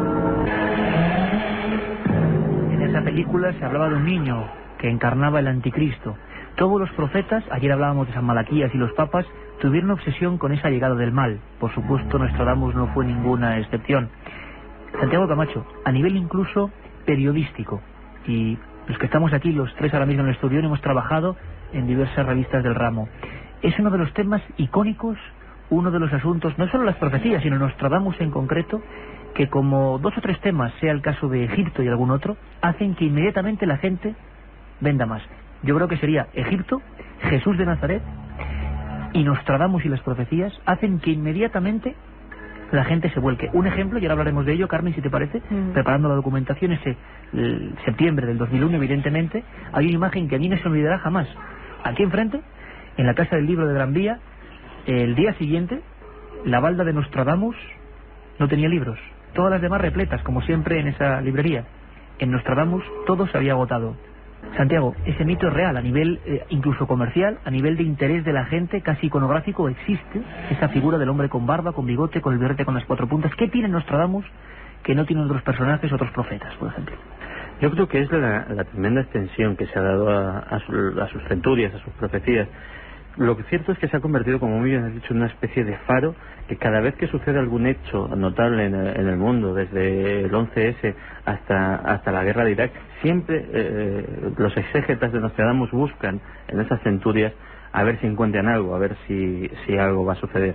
Lo que sí te puedo decir en primicia es que posiblemente sea un tema de moda dentro de muy poco, porque parece ser que ha habido un descubrimiento bibliográfico de gran importancia, según el cual los libros que hemos estado manejando hasta la fecha de Nostradamus serían evidentemente copias de una fuente no del todo pura, y ha aparecido un manuscrito, mejor dicho, una impresión, pero mucho más antigua que la primera impresión que se conservaba hasta ahora, y que tiene sensibles diferencias con las que hasta ahora habíamos usado. O sea que a lo mejor el tema Nostradamus da muchas sorpresas. Santiago Camacho ha hecho que el silencio yo creo que llega hasta las casas, y hasta seguro casas donde hay libros de Nostradamus, ¿no? Von Brunn, tanta gente que se hizo célebre y millonaria, también hay que decirlo, publicando las cuartetas de Nostradamus. Parece ser, y es noticia de última hora, que nos cuenta nuestro amigo Santiago Camacho, que hay una impresión anterior de la primera que se tenía en cuenta para traducir estos elementos que por otro lado siempre eran bastante crípticos, ¿no? La gente coincidía en que, claro, todo puede caber dentro de una profecía de Nostradamus. 7640, palabra milenio, espacio, y yo sé que Nostradamus os interesa, preguntas sobre Nostradamus, si te parece, Santiago, enseguida las debatimos aquí. Carmen, tú personalmente tuviste una pequeña aventura, entre comillas, que no se entienda mal, con Nostradamus al día siguiente de las Torres Gemelas, ¿no? Pues sí, que la verdad es que sí, porque yo creo que todo el mundo en esos días estaba pegado a los medios de comunicación y, cómo no, a Internet. Desde allí nos llegaban las noticias más frescas desde Nueva York sobre lo que estaba ocurriendo. Y había varias profecías que empezaron a circular por la red. Profecías que yo, pues la verdad, todas las centurias de Nostradamus no me las he leído, pero no me sonaban que fueran suyas. Uno lee, poniendo un poco de humor, las centurias enteras de Nostradamus y acaba enfermo. Enfermo solo por lo que dice de maldades y porque son bastante ilegibles, ¿no? Y con un lenguaje muy denso, como son bastante densas, sí. Pero a mí no me sonaba que el lenguaje que tenían esas profecías que circulaban por Internet fuera el que utilizó Nostradamus. Si quieres, Iker, te comento algunas de las que en esos días circulaban por la red. Una decía, la ciudad... Que abrieron telediarios incluso, ¿eh? Sí, incluso telediarios de televisiones privadas llegaron a dar como verdaderas estas profecías. Cuéntanos. Era su error, porque luego no eran tal. Ocurría hace 2 años. Una de ellas decía, la ciudad de Dios será un gran trueno, 2 hermanos rotos en 2 grandes catástrofes. Mientras la fortaleza aguante, el gran líder sucumbirá. La gran guerra comenzará cuando la gran ciudad se esté quemando. Gran ciudad, 2 hermanos rotos, que pues hacía referencia a las Torres Gemelas. La gente dijo, más claro, agua. Y otra que incluso daba pues más pistas. Llegarán del cielo el aire de la destrucción. Caerán los 2 tronos gemelos. Arderá el fuego de la guerra con el fuego del caos. Los pájaros vuelven a volar y comenzará la tercera gran guerra. Y se hará en nombre de Dios. Y parece ser, Carmen, que yo recuerdo perfectamente que estabas enfebrecida al ordenador buscando y comparando con los primeros libros de Nostradamus, que vamos a ver, ahora a ver si estaban equivocados, Santiago. También nos gustaría debatir con la gente hasta ese punto. ¿Qué pasaría si de repente todo lo que hemos pensado en Nostradamus, que podría ser, ¿no? Sería una ironía del destino, muy digna de Nostradamus, por otro lado, estuviera equivocado. Quiere decirse, Carmen, que Internet estaba dando, o más que Internet, algunos internautas estaban dando conscientemente información que no se ajustaba a lo que escribió Nostradamus en el siglo XVI. Efectivamente, y que le estaban dando información de unas predicciones que sí es verdad que se publicaron, pero fue por un chico que precisamente estaba haciendo una tesis para descartar lo que eran todas las profecías de Nostradamus, iba en contra de Nostradamus. Quería demostrar más o menos que todo era posible, ¿no? Efectivamente, y que si él daba una predicción, como por ejemplo las que he leído, pues a lo mejor algún día acertaría, y el caso es que acertó. Claro, esas profecías empezaron a pulular por Internet, y todo el mundo decía que las había escrito Nostradamus, nada más lejos de la realidad. Habían sido escritas por un chico que, si no recuerdo mal, era estadounidense y que pretendía acabar con la labor de Nostradamus y con la veracidad que tenían sus centurias en algunos temas. ¿Y cuáles eran las reales, Carmen? En ese aspecto, ¿sí que listió algunas que se parecían o no?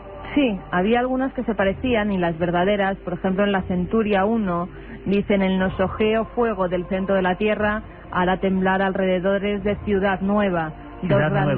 Dos grandes rocas largo tiempo harán guerra, luego Aretusa enrojecerá nuevo río. También, claro, eso puede ser... Es que se puede interpretar de muchísimas formas, eso es lo malo de las profecías. Había otra en la Ciudad Nueva: pensativo para condenar, el pájaro de presa al cielo acaba de ofrecerse, después de la victoria los cautivos perdonar, Cremona y Mantua grandes males habrán sufrido. O sea, nada que ver con lo que abrió los telediarios y todo el mundo, pero es importante, ¿no?, el fenómeno social. Ocurre la mayor catástrofe, desde luego, del siglo XX-XXI, y si no me equivoco, y nos lo va a contar Santiago, la palabra que supera incluso al concepto más buscado, conceptos como Dios, como sexo, en Internet, en todo el mundo, es Nostradamus. Esperamos vuestras llamadas, vuestras opiniones, y además para hacer ese debate, ¿qué opináis de Nostradamus? ¿Farsante? ¿Auténtico farsante o se adelantó al futuro? Santiago, ¿es cierto que un medio tan frío como Internet puso Nostradamus en el número 1? Sí, de hecho, además, por aquella época yo estaba al frente de una página web, de un portal de Internet, Y eso llegó a ser noticia incluso de los medios de comunicación especializados en Internet, como la revista Wired y todas estas, que en las fechas posteriores al 11S, más que torres gemelas, más que aviones, más que terroristas, la palabra que más buscaba la gente era Nostradamus. Realmente, si tenemos en cuenta la magnitud del hecho histórico que estaba sucediendo, la curiosidad de la gente que en muchas ocasiones recurría a Internet como medio de información en tiempo real, que realmente fuera lo que tenía que decir Nostradamus en ese momento, lo que más interesase al mundo. Dice muchísimo sobre este tema. Es apasionante, compañeros, meternos en un personaje como Nostradamus. Tengo que decir que a pesar de que hemos hablado de Vlad Tepes, haremos un programa de los vampiros, por supuesto, no tiene nada que ver. Hemos hecho varios de psico-killers. A pesar de que hablemos de Nostradamus, hablaremos de profecías más veces, por supuesto. Solo son las biografías de algunos personajes que generan una magia como la que estamos viviendo, ¿no? Y sobre todo, Iker, yo creo, a raíz de lo que decía Santi, es verdad que la gente enseguida recurrió a las profecías. Cuando hay un gran desastre, se recurre a ver qué han dicho nuestros antepasados, los profetas. Y la gente en realidad tenía miedo. Yo me decidí a hacer este artículo precisamente por eso, porque a mí me estaban escribiendo desde Internet personas que realmente tenían miedo. Esto ya estaba escrito, busca algo más a ver si nos tratamos. Este artículo que hiciste, que fue el primero que refutaba en España las profecías, y hay que decirlo, y fue así, se publicó a las horas de esa misma noche, y tuvimos miles de visitas. Estaba hecho para el portal, amigo de este programa, para ikerjimenez.com, se llamaba, me lo tienes aquí, Carmen, ya estaba escrito, y hacíamos una biografía de Nostradamus, y nos dimos cuenta de que de todo el mundo, hasta Hungría, Ucrania, gente que no leía el castellano, estaban entrando simplemente tras la búsqueda en el árbol de Nostradamus. Carmen, si me permites, Santiago, vamos a ver qué nos cuenta, y seguimos viajando por el mundo, José María Patiño, desde Francia, porque ha coincidido, yo no creo en la casualidad, que hacemos este programa y se celebra el quinto centenario de la muerte, del nacimiento, 1503 creo que es, ¿no? 1503, el nacimiento, no la muerte, de Michel de Nostradamus. ¿Qué ha pasado en su pueblo? Hay un pueblo donde él nació. ¿Qué piensa la gente? ¿Sigue siendo número 1 en ventas Nostradamus? ¿Qué va a ocurrir? Nos lo cuenta José María Patiño. El quinto centenario del nacimiento de Michel de Notre Dame no está teniendo tanta repercusión en los medios de comunicación franceses como los aniversarios de las muertes de cantantes populares como Jacques Brel o Edith Piaf. No obstante, el enigmático profeta tiene sus seguidores aquí en Francia. Sus profecías figuran entre los libros más vendidos, así como su biografía novelada en 1997, Pont-Charles de Fontbrun, en el que el médico renacentista relata a su hijo César los principales avatares de su vida y algunas de las principales profecías que culminan en 2025, año en el que comienza una era de paz universal. Tras el boom provocado por el cambio de milenio, un nuevo libro, Profecías de Nostradamus, del escritor provenzal Jean-Paul Kleber, sale a la venta en Francia el próximo lunes. Tan significativo aniversario no ha pasado tampoco en vano. La localidad que le vio nacer, Saint-Remy-de-Provence, desarrolla una serie de actividades desde la pasada primavera y estos días todavía acoge la exposición sobre el contexto histórico en el que desarrolló su trabajo Nostradamus. Nacido el 14 de diciembre de 1503, Michel de Notre Dame sintió mucho apego hacia sus abuelos, Jean de Saint-Remy y Pierre de Notre Dame, ambos médicos del rey Renato y de su hijo duque de Calabria y Lorena, quienes le inician en la medicina y en la astrología. Amargado por la pérdida de su familia durante la peste bubónica que asoló Francia, se vuelca en las profecías que le supondrían el respeto de la aristocracia de la época y que compiló en un libro de 10 volúmenes que en 100 cuartetas desarrollaban 1000 profecías, algunas de ellas bien conocidas como la Revolución Francesa, la llegada de Napoleón, la Segunda Guerra Mundial o la muerte de Kennedy. Utilizado en exceso por charlatanes y videntes, su persona y sus profecías fueron objeto de debate en la Biblioteca Nacional François Mitterrand esta pasada primavera por diversos profesores de las universidades de París. Emmanuel Puil, de la Escuela de Ciencias y Técnicas, aseguraba que el lenguaje ambiguo de las profecías que manejaba Nostradamus ha posibilitado su posterior manipulación y por eso sugiere aprovechar toda la sabiduría que sobre el Renacimiento guardan sus cuartetas. Milenio 3. Periodismo de lo desconocido. En la SER.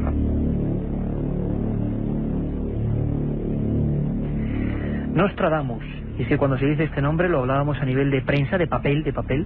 También en Internet, como hemos dicho también, se disparan todas las alarmas. Y es que ya está aquí Katia Rocha con un montón de preguntas Muchas de ellas de Nostradamus y muchas de Hitler, ¿verdad, Katia? Sí, es impresionante lo que preguntan los oyentes por Nostradamus y por Hitler, se ve que interesa mucho el tema. Recordamos que sorteamos 3 libros a los que nos envíen los mensajes al 7640, palabra clave del milenio, y el texto que nos quieran poner. Uno de ellos es el de César Vidal, Nuevos enigmas históricos al descubierto, editado por Planeta. El enigma nazi de José Lesta es otro de los libros que vamos a regalar dentro de la colección El archivo del misterio, editado por EDAP. Y el otro libro que sorteamos es Santiago Camacho, 20 grandes conspiraciones de la historia, editado por La Esfera de los Libros. Preguntas de Nostradamus. Vamos Mira, allá, Katia. José Manuel, os sigo desde el primer programa. Me gustaría saber si Nostradamus dice algo del Papa y si el siguiente será ya el último. ¿Sabéis algo? Al respecto es Malaquías, parece el que tiene más... Sí, Malaquías es realmente el experto en papas. Nostradamus, lo que está acertando últimamente, que parecía muy lejos, era cuando hacía referencias a una gran conflagración entre Oriente y Occidente, que en los años 70, 80, 90, la gente decía, bueno, esto ya, pues porque él estaba un poco obsesionado con los musulmanes y tal. Y mira por dónde va a resultar que sí. Lo bueno que tiene es que señalaba que el rey de España tendría un gran papel en esa contienda como mediador y como persona de conciliación. Y fíjate que hasta los mismos oyentes se contestan, porque hay uno que nos dice: Nostradamus dijo que cuando hubiera un papa negro se acabaría el mundo. Pues también tenemos que recurrir otra vez a las profecías de Nostradamus a ver si es cierto lo que nos dice este amigo.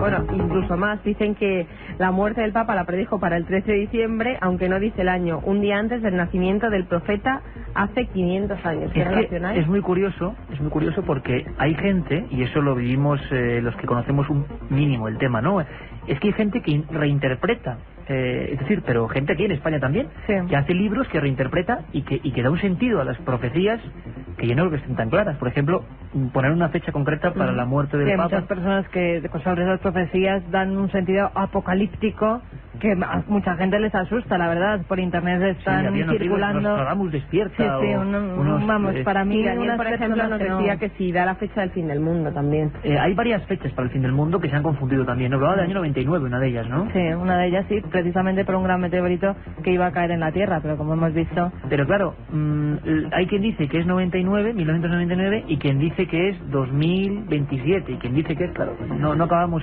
sabiéndolo exactamente. Vamos un poco con Hitler. Prefiero que se alargue un poco más, y quiero tener nietos. Eso, yo creo que Nostradamus no... Bueno, también nos preguntan si podemos decir algún libro que hablen sobre Nostradamus, una vez más, y sobre la búsqueda de Hitler de elementos esotéricos. Gracias, tenéis un magnífico programa. Bueno, sobre Hitler está claro, el que sorteamos hoy, el enigma nazi de José Lesta, y sobre Nostradamus quizás las profecías de Nostradamus de la editorial EDAF, que también pues es una versión completa y bilingüe de esas profecías, tanto como las escribió Nostradamus como traducidas al español. Mira, incluso los juegos de ordenador. Hay un juego de PC basado en la relación de Hitler y el esoterismo. Se llama Castelvolfenstein. No sé si lo pronuncia muy bien, que no es alemán. Seguro. Solo es un juego, pero ¿os suena ese castillo? Pues yo ahora mismo no. Lo hay que preguntarle a José Lesta cuando esté en Radio Coruña, ¿verdad? O sea, juegos de ordenador que tienen que ver con Hitler y el esoterismo, y es que parece ser que esa unión es absoluta y total. Bueno, pues seguimos 7640, Katia, que sigan preguntando sobre Hitler, y por favor no se olvidéis de una cosa: dentro de no mucho haremos otro programa con biografías, que nos digan sus personajes. ¿Cuáles les gustan? Claro. Te voy a decir yo una que sea bonita, hombre. Venga, hasta luego. Dentro de nada, de apenas minutos, vamos a estar con otro invitado, otro buen amigo, otro hombre que se ha pasado mucho tiempo investigando las conexiones de Hitler y el esoterismo. Cuánto se ha escrito, pero qué bien lo ha resumido José Lesta en el enigma nazi. Carmen, hablando de Nostradamus, parece ser que la utilización va a continuar de sus profecías. ¿A ti qué es lo que más te ha llamado la atención? Quizá hay una, Santiago y Carmen estaréis conmigo, que es la bandera que todo el mundo habla de Nostradamus, que predijo su propia muerte. ¿Qué es de cierto y qué dimensiones? Es más, incluso mira, ahora mismo nos lo está preguntando Manuel de León. ¿Es verdad que predijo su muerte? Nos lo están preguntando a través de ese 7640. Pues hay una de esas cuartetas en la que, si queréis, os la leo. Vamos allá. A su retorno de la embajada, el obsequio del rey puesto en su sitio. Nada más hará. Irá a reunirse con Dios. Parientes cercanos, amigos, hermanos de sangre le encontrarán, completamente muerto, cerca de la cama y del banco. Pues efectivamente, Iker, así se le encontró a Nostradamus en el año 1566. Cuando él muere se le encuentra de esta forma. Estaba entre su cama y un banco que había en el dormitorio, y era la manera que tenía, pues, aunque muchos autores han dicho que esto no es verdad. César Vidal es uno de ellos, y dice que no acertó, que este profeta por no acertar ni su propia muerte, porque él dice que en la profecía que iba a morir en 1567 y justo esto se produce 17 meses antes de su muerte. Bueno, hay teorías para ¿no? todo. Sí, lo que pasa que es curioso que diga cómo se le va a encontrar muerto y realmente es como se le encuentra, en ese estado. Nostradamus, que sigue siendo un bestseller, decía en el libro de Von Brunn, en Francia vendió en un mes 700.000 ejemplares, y siempre se reedita, y siempre cuando hay una gran catástrofe, el inicio de una guerra, siempre la gente acude al asunto de Nostradamus. También hay gente que mantiene, como César Vidal, que simplemente fue un aprovechado de su tiempo, que coincidió en que se hizo amigo de reyes, consejero de gente muy importante. Pero claro, Santiago, habría que pensar también que un cualquiera que dice profecías o aciertan algo o no consigue esas influencias. Tendría que ir demostrando algo. ¿Tú qué opinas? Yo creo que realmente algo tenía que tener. Los poderosos siempre les ha gustado rodearse de sus augures, de sus adivinos particulares. De hecho, el personaje del que vamos a hablar dentro de un ratito, Hitler, tenía el suyo, tenía a Erich Hanussen, el mago de los guantes verdes, que también murió en el mago de los guantes verdes. El mago de los guantes verdes. Personaje que merecía programa aparte porque de verdad es fascinante. Y de hecho, pues por ejemplo, este hombre tampoco era un charlatán, predijo ni más ni menos, hay quien dice que eso fue la causa de su muerte, el incendio del Reichstag, que fue hecho por los propios nazis para culpar al Partido Comunista y así hacerse con el poder total en Alemania. Yo creo que el que realmente dirige los destinos de una nación o tiene grandes responsabilidades cuida mucho a quien pide consejo, y si realmente se rodea alguna vez de algún personaje de estos es que algo tiene que tener detrás. Sí, el refrán de algo tiene el agua cuando la bendicen, ¿no? Nostradamus tendría algún misterio. ¿Tú qué opinas, además Carmen? Estaba muy metido en lo que era la corte francesa de aquella época, no solo por sus predicciones, porque también hacía pues ungüentos, era muy de hacer hierbas, recetas médicas como los curanderos de hoy en día, la botánica de siempre, la botánica que se utilizaba con las plantas, con la naturaleza, y muchos personajes de la nobleza francesa recurrían a él precisamente para eso, además de que para que les adivinara pues cómo iba a ser su vida futura, para que les tratara de algunas enfermedades con ese tipo de medicina natural. Michel de Nostradamus, nos lo decía nuestro corresponsal en Francia, José María Patiño, se han cumplido 500 años de su nacimiento. Algo tendrá este personaje para que 500 años después siga en las librerías, siga en Internet, siga en la mente de muchas personas y siga incluso, como ahora, en las ondas de la radio. Y ahora, por supuesto, queremos que escuchéis una voz que últimamente hemos puesto varias veces y lo sentimos porque es bastante fuerte. Dicen que es la primera grabación, la primera, de la voz de Adolf Hitler dirigiéndose a una masa. Es una voz quebrada, es una voz que tiene una grabación muy antigua, muy vieja. Vamos a hablar en unos minutos, cuando conectemos con Radio Coruña, con nuestro buen amigo José Lesta, que ha hecho este trabajo excepcional, porque yo creo que es uno de los temas por los que más pregunta la gente, sin lugar a duda, y habría que preguntarse por qué esta fascinación con los nazis y el esoterismo. Se habla de la Arca de la Alianza, se habla de los platillos volantes construidos por ellos, se habla de la búsqueda de los reinos desconocidos de Agartha, se habla de mil y una cosas que tanto el Enigma Nazi como Santiago, en 20 grandes conspiraciones de la historia, han intentado tratar. Vamos a ver si con ellos, debatiendo con ellos, que nos cuenten la historia, podemos aprender, que es de lo que se trata, un poco más de esas partes oscuras de la historia, de esa historia perdida que diría Nacho Ares, y que a veces nos da la impresión que tiene las verdaderas claves.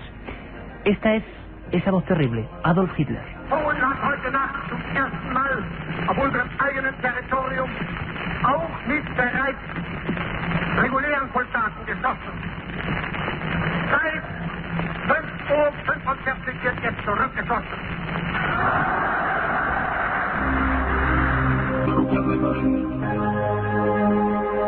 Una masa enervada y el inicio de una de las épocas terribles para el viejo continente, para Europa. Sabemos todos lo que dice la historia oficial, los hechos concretos de la Segunda Guerra Mundial, del ascenso terrible y vertiginoso de Adolf Hitler al poder. Quizá haya cierta relación con ese personaje con el que iniciábamos esta noche especial, Vlad Tepes, Vlad Drácula, una política del terror, pero que engancha a todo el mundo con un sentido muy concreto de la justicia o de la ley casi divina. Lo cierto es que hay áreas que no se conocen para nada, que Adolf Hitler, con todas las barbaridades que realizó, parece que tenía intereses muy concretos en el mundo de la magia, del esoterismo, del más allá. ¿Es algo casi contraproducente o no? Vamos a descubrirlo esta noche. Creo que nos escucha ya en Radio Coruña, en la cadena SER, allí en Galicia, el autor del Enigma Nazi, el secreto esotérico del Tercer Reich, que tengo entre las manos, que se ha agotado en apenas un mes y que realmente, bueno, es un estudio pormenorizado solo va a dar tiempo a contar algunas cosas. Claro, haremos más programas de este misterio. Don José Lesta, buenas noches, amigo. Hombre, don Iker, un fuerte abrazo desde Coruña y un saludo de verdad a todo el equipo, a Carmen, a Katia y a todos los que están detrás de Milenio 3. Claro que sí, tienes aquí además a un buen compañero, Santiago Camacho, que también como tú se ha metido, ¿no?, en las arenas movedizas. ¿Por qué atrae tanto, José, la figura de Adolf Hitler relacionada con el asunto del esoterismo? ¿Por qué nos pueden preguntar miles de personas en estas últimas semanas por ese tema? ¿Tú qué crees? Yo creo, primero, porque desgraciadamente creo que el mal atrae, ¿no? Y si hay alguien que encarna el mal, y lo encarnó en el siglo XX, y además cambió totalmente ese siglo, fue Hitler. Y además, por otra cualidad, yo creo que en ningún momento de la historia, como en el ascenso del nazismo al poder, se dieron de la mano esoterismo y política. Creo que es uno de los momentos más evidentes donde el misterio y donde el esoterismo, la magia, la trascendencia, el más allá, se daba de bruces con la sociedad y con la política, algo nunca visto, ¿no? Lo veíamos desde los estandartes, la propia Cruz Gamada, hasta los mítines estudiados de Nuremberg, o incluso los símbolos que llevaban en las solapas los soldados de la Wehrmacht en la Segunda Guerra Mundial. Todo estaba absolutamente estudiado y todo obedecía a un fervor de tipo místico y religioso, sin ningún tipo de duda. Yo estoy absolutamente convencido.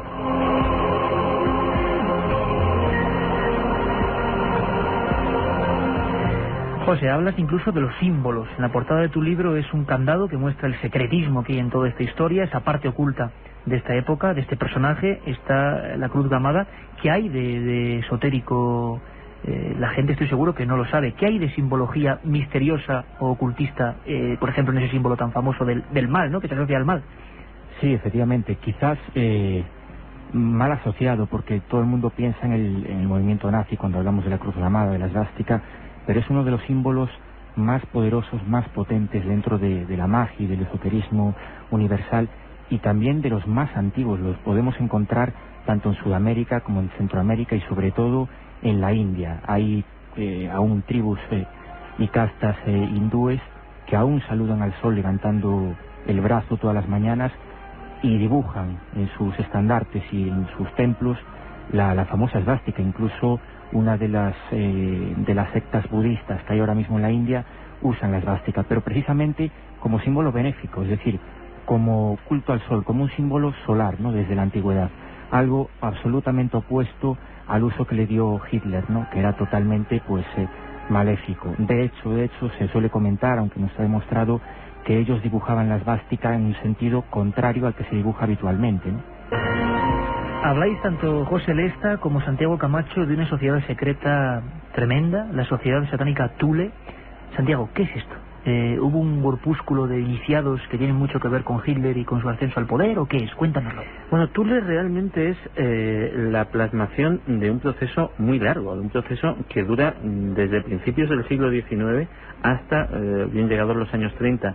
Y es un movimiento, digámoslo así, por definirlo de alguna manera, de segregación cultural, de apartar a Alemania de todo lo que ha sido la tradición judeocristiana, volver a sus raíces germanas, a sus raíces paganas, y rechazar pues todo lo que había sido impuesto por la religión católica o por el cristianismo en general. Es un movimiento en el que el nacionalismo más extremo, el sentimiento de raza elegida, se mezcla precisamente pues con un retorno a las creencias mágicas precristianas, a las runas, a la magia céltica, y a su vez todo ello con un barniz del nuevo esoterismo del siglo XIX, de las teorías de Papus, de los grandes esoteristas Rosacruces. Todo eso mezclado en una coctelera da un poquito, con diferentes dosis. Hay más dosis de nacionalismo, más dosis de religiones nórdicas, etcétera, etcétera, pero en diferentes dosis mezclamos todos esos ingredientes, y al final nos termina dando esa sociedad secreta, esa sociedad Thule, que termina teniendo un poder tremendo en la política alemana, incluso previa al advenimiento del Tercer Reich. Apuesta muy fuerte por Hitler, apuesta muy fuerte por ese movimiento nacionalsocialista, y luego más tarde se cobra esa apuesta e influyen muy decisivamente pues en todo lo que estaba diciendo José que es precisamente en todo ese aspecto ya completamente apolítico, incluso religioso, en ese aspecto directamente mágico que adquiere el Reich de Hitler. La gente continúa preguntando, Carmen, y demostrándonos que Hitler es un personaje absolutamente esencial en el mundo del misterio, parece ser, o en lo más ocultista o en lo que desconocemos, ¿no? Sí, sobre todo porque preguntan casi siempre en relación con el esoterismo nazi.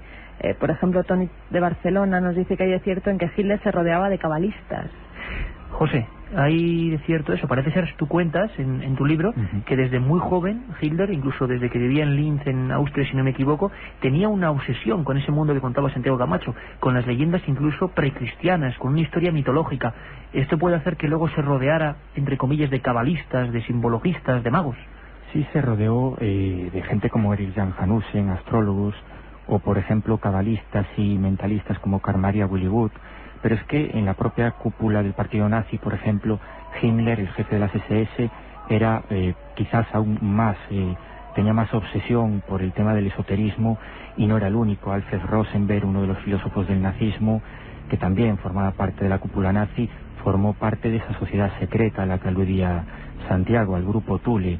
El propio Hitler no solo estaba obsesionado desde joven, sino que fue hermano visitante, estuvo en los círculos externos de ese grupo, ¿no?, ya en el año 22, pero efectivamente era un personaje absolutamente obsesionado por el esoterismo. Se leía y consumía de una manera voraz todo lo que son la mitología y los cuentos del paganismo germano, y por supuesto para él Richard Wagner, el compositor alemán, que escribía sobre el Parsifal, sobre el Grial o sobre los Nibelungos, pues era un ídolo para Hitler, ¿no? Con esa base ya te puedes imaginar lo que sucedió después. Él, cuando era un pintor de acuarelas absolutamente anónimo y prácticamente un indigente por las calles de Viena en 1911, pues entraba de vez en cuando en el Palacio del Hofburg, en el Palacio Imperial, y se quedaba prendado cuando veía, por ejemplo, la lanza de Longinos. Había una auténtica obsesión con esa lanza, ¿no? Absoluta. Un objeto mágico, quizás, quién sabe. Bueno, yo te puedo decir que, por ejemplo, una persona cercana a mí, un pariente mío, pudo observarla y fotografiarla directamente en el verano del 2001 allí, en el Palacio Imperial. Quizás ahora mismo tienen una copia, no tienen el original, pero Hitler, quizás en su época sí tenían el original. Un objeto... Hay que decir, José, para que no diga... exacto, la lanza con la que atravesaron el costado de Jesús de Nazaret, ¿no? Una lanza que tiene una historia apasionante, con la que probablemente atravesaron el costado de Jesús, y que después, a lo largo de los siglos, fue bailando de mano en mano. Personajes importantísimos como Carlomagno o Constantino la tuvieron y la empuñaron en momentos claves de la historia, para bien o para mal. Hitler se creyó poseedor de ella, creyó que tenía derecho a empuñarla y a ordenar el destino del mundo con ella, por supuesto, para mal. Y de hecho pudo hacerse con ella y se la robó a los vieneses y se la llevó a Nuremberg, donde la custodió hasta el final de la guerra. Es una historia absolutamente apasionante. Apasionante de verdad, compañero, y espero que toda la gente lo esté sintiendo. Imaginamos esos hombres de la historia, algunos para bien y otros para mal, con la obsesión por esos objetos de poder, ¿no? ¿Por qué? ¿Por qué sería? Hay una pregunta que se está repitiendo, y ahora enseguida vendrá Katia Rocha con un montón, con una batería, tanto para Santiago como para ti, José. Pero hay una pregunta, Santi, si me permites, que es interesantísima, que son las, vamos a llamarlo así, comisiones, ¿no? O viajes de los partidarios de las SS con misiones realmente alucinantes.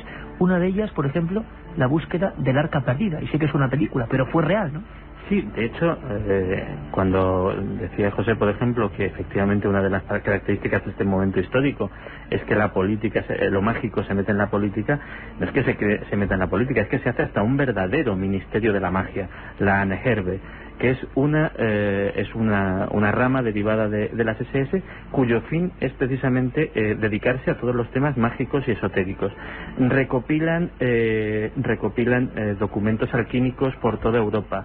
Se van a Sudamérica a buscar, que Fernando Jiménez del Oso lo ha relatado tantas veces, el chiliwinki, el bastón de poder de los antiguos moradores precristianos. Se van a buscar el Arca de la Alianza, se vienen a España concretamente convencidos de que aquí está el Santo Grial, se busca esa lanza de Longinos y al final se obtiene con la anexión de Austria. E incluso se va al Tíbet a buscar Agartha, a buscar la fuente de la sabiduría de los antiguos, la ciudad perdida donde los grandes sabios lamas dirigen el mundo supuestamente. Y curiosamente se cuenta en El retorno de los brujos, entre muchos libros, como cuando los rusos entran en Berlín, en la sede de las SS, encuentran a media docena de soldados muy especiales, soldados de raza tibetana, soldados que no llevan insignias de ningún tipo salvo el uniforme de las SS y que se han suicidado con una daga ritual tibetana. ¿De dónde salieron? Nadie lo sabe. Historias francamente increíbles de esas búsquedas. José Lesta, autor de Enigma Nazi, del Archivo del Misterio y de Tereledad, ¿se sabe algo de qué posibilidades de éxito tuvieron esas comisiones? ¿Se sabe si en algunos momentos llegaron o creyeron llegar al objetivo? Hablamos de elementos, claro, tan simbólicos como el Grial, el Arca de la Alianza. Yo recuerdo en Argentina hace unos cuantos años, en uno de los lugares más desolados de Argentina, el Cerro del Uritorco, que habían estado por ahí algunos exiliados buscando detrás la senda de algunos objetos de poder, ¿no? Herminio de Oviedo nos lo preguntaba, ¿buscó Hitler el bastón de mando en Argentina? Sí, exactamente. Es increíble, o sea, designaron dinero, esfuerzo, fe en lo que ellos creían para buscar estos objetos. ¿Qué sabemos de cómo acabaron esas misiones, José? Pues mira, esa es la pregunta del millón. Sabemos que las expediciones existieron y sabemos, por ejemplo, que el bastón de mando se buscó en Argentina, que buscaron el Grial prácticamente en medio mundo, en Tenerife, en Lanzarote. Y te voy a dar quizás dos primicias. Bueno, una la comento en el libro con respecto al Arca de la Alianza. Es curioso que ahora sabemos que en España, efectivamente, como decía Santiago, intentaron generar el inicio de la búsqueda y de las excavaciones del Arca de la Alianza. Concretamente, el jefe del servicio de inteligencia nazi, Canaris, vino a Madrid, vino al Museo Arqueológico y venía con una vieja carpeta de cuero, una vieja carpeta con anotaciones. Lo custodiaron dos agentes del servicio entonces de inteligencia militar, que era nuestro servicio secreto. Esto te puedo asegurar que fue así, Iker. Y en esa carpeta, curiosamente, tenía anotadas piezas arqueológicas que los españoles trajimos en 1871 en la fragata Arapiles, directamente de Egipto, de excavaciones arqueológicas en Egipto. Bueno, pues bien, Canaris mandó fotografiar esas piezas, se las llevaron, nunca más se supo de ellas y, curiosamente, 2 meses más tarde, en el norte de África, en Egipto y también en Túnez, Herbert Braun comenzó las excavaciones en busca del Arca de la Alianza. Aunque parezca increíble, es así, y basada en esas piezas que estaban en el Museo Español. Y te cuento otra primicia que sí no sale en el libro y que me acabo de enterar pues hace 2 semanas escasas que estuve en Barcelona, precisamente por el tema del Grial, ¿no? Otro talismán, quizás el mayor talismán buscado por los nazis. Sabemos que estuvieron en Montserrat, en la montaña mágica de Cataluña, buscándolo. Sabemos que estuvo Himmler, el jefe de las SS, en el año 40, que destrozaron puertas para buscar las galerías ocultas del supuesto lago subterráneo que hay bajo la montaña mágica de Montserrat. Pero sin embargo, Iker, te puedo decir como te digo, una primicia. Existe una cinta de la persona que fue el traductor del alemán al español de Himmler en ese día, ¿no? Y esa persona, desgraciadamente, no pude dar con ella, hace un año que está muerta, pero sí supe de la existencia de esa cinta y de lo que se dice en ella, ¿no? En esa cinta él asegura, y te digo, era el traductor de Himmler, ¿no? Era uno de los sacerdotes allí. Él asegura que Himmler le preguntó 2 veces por el Grial. Su obsesión en Barcelona, en Montserrat, era no solo dar con el lago subterráneo, sino saber dónde estaba el Grial. Era una obsesión absolutamente total. Él llevaba un maletín, es curioso, ¿no? Esto es una anécdota curiosa. Llevaba un maletín con libros de Otto Rahn. Otto Rahn probablemente era el mayor especialista del Grial dentro de las SS, y además en ese maletín parece ser que iban mapas con la Montserrat oculta, con la Montserrat de las galerías, de los túneles. Pues bien, gracias a un espía del servicio secreto inglés, en el Hotel Ritz lograron sustraer ese maletín y por lo tanto no pudieron seguir en esa búsqueda los nazis. Pero como te digo, en España buscaron el Arca y el Grial. Que yo tengo que ser muy sincero, hay noches en las que uno disfruta enormemente, ¿no? Enormemente de la radio y de los amigos y compañeros y de sus investigaciones. Creo que escuchando a Santiago, antes a César Vidal y ahora por supuesto a José Lesta, uno se da cuenta de la pasión, ¿no?, que ponen en su búsqueda y les ponen los pelos de punta. Por supuesto el tema de Hitler y el esoterismo, vamos, más de un programa y más de 2 seguramente, porque hay 1000 cosas por descubrir. Pero ahora, si nos permitís, vamos rápidamente con preguntas, Katy, al 7640, porque ha habido muchísimas, ¿no? Pues una que se repite mucho: si Hitler buscaba realmente el Santo Grial. Estamos hablando de ello, y es que el Grial era la obsesión, ¿no, Santiago? Absolutamente la obsesión principal de Hitler, ¿no? Sí, era una de ellas. Pensemos que estamos hablando del objeto sagrado más importante del cristianismo, porque si hablamos del Arca de la Alianza, estamos hablando del Antiguo Testamento, estamos hablando de algo que no tiene relación directa con Jesucristo. Para ya directamente la religión cristiana, la reliquia por excelencia sería el Santo Grial. Bueno, también nos preguntan qué se sabe de la dolencia ocular que tuvo Hitler después de la batalla de Ypres. ¿Dolencia ocular? ¿Alguien sabe algo, José? Sí. Santi, ¿tú? Sí. Además es muy curioso porque estuvo ciego realmente, y muchos psiquiatras estiman que fue una ceguera histérica. De hecho, estuvo en tratamiento psiquiátrico para intentarle curar, y parece ser que tuvo, por la medicación muy fuerte que se le puso en aquel momento, pues una serie de alucinaciones que luego algunas de ellas las refleja en Mein Kampf, en las cuales precisamente pues son de carácter mesiánico, en las cuales se ve dirigiendo ya los destinos de Alemania, pensando estamos hablando de la Primera Guerra Mundial, cuando era un simple cabo ciego por el puro estrés de combate. Cris de Madrid nos pregunta que si la gran facilidad que tenía Hitler para captar seguidores sería gracias a que usaba el esoterismo. ¿Tú qué opinas, José? Que sí, yo creo que la varita mágica de Hitler, su don era el verbo, era la palabra. Era curioso porque no se prodigaba tanto en, digamos, no había televisión, pero sí en imágenes de cine, lo que sería en su época el nodo alemán, sino que tenía más fuerza, tenía más potencia, y los nazis lo sabían, los del partido nazi, por la radio, curiosamente, ¿no? Era un orador nato, probablemente de los pocos que hubo en siglos, ¿no? Y era desgraciadamente su don y su poder. Se basaba todo en la palabra. Cuando salían estandartes y desfiles por Nuremberg y en Berlín, pues había un retrato de Hitler, y en el fondo el retrato al principio era el verbo, ¿no? La famosa frase de la Biblia, porque era, como te digo, el poder. Y un poco, si me permite, Siker, hablando de esa ceguera histérica famosa de que hablaba Santiago, ¿no? Yo estoy totalmente convencido de que eso fue lo que ocurrió. Era un personaje probablemente esquizofrénico, y de hecho Rudolf Odell, el médico, el psiquiatra que lo trató, murió a los 6 meses de que los nazis entraran en el poder, probablemente asesinado porque era totalmente buscado y custodiado por la Abwehr, por el servicio secreto nazi, y por la Gestapo, por la policía de Hitler, ¿no? Porque él tenía esos papeles que documentaban que probablemente era un enfermo mental, un esquizofrénico. Increíble. Katia, ¿no hay tiempo para más? ¿Damos los ganadores de esos 3 libros? Pues una pena, porque hay un montón de preguntas interesantes. Seguiremos con el tema, segurísimo. José Manuel, que nos preguntaba, nos decía que nos seguía desde el primer programa, premiando su fidelidad, y que nos preguntaba que si Nostradamus dice algo del Papa, y si el siguiente iba a ser el último, es el ganador del libro de José Lesta, El Enigma Nazi. También Manuel de León, que nos decía que había leído el libro del Enigma Nazi de Santi Camacho. Preguntaba por Hitler, para él será el enigma histórico de César Vidal. Y para Mireia La Torre Sarcero, es el libro de 20 conspiraciones de la historia de Santi Camacho, que nos decía, que es una gran seguidora del programa, y nos pedía biografías de Leonardo da Vinci. Bueno, seguiremos y hablaremos, Katia, de los personajes que nos han pedido, que han sido muchos, haremos programas especiales. Carmen, y el domingo, mañana de 3 a 4, vamos a conocer a un juez zamorano que en su vida, por ejemplo, levantó acta de presencias de ovnis en Zamora, un juez zamorano. Estaremos con JJ Benítez y un montón de historias. Santi, José, ha sido un auténtico placer, amigos. Os dejamos ahora con Javier Manzano. Un abrazo, hasta el domingo. Milenio 3, periodismo de lo desconocido, en la SER.